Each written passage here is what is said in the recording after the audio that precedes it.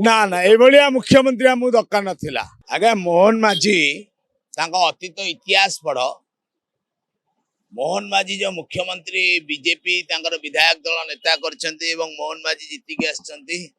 मोहन माझी की मुख्यमंत्री गले किंतु ओडिशावासी की मोर प्रश्न जो मोहन माझी निरीह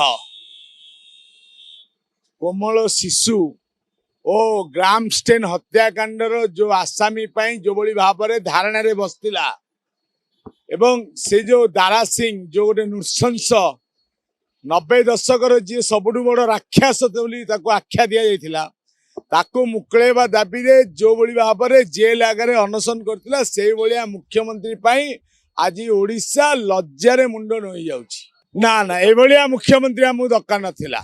लोक निश्चित परिवर्तन चाहते कि परिवर्तन ना जे नृशंस वाला आणिक मुख्यमंत्री करवा यथार्थ संभव नुहे।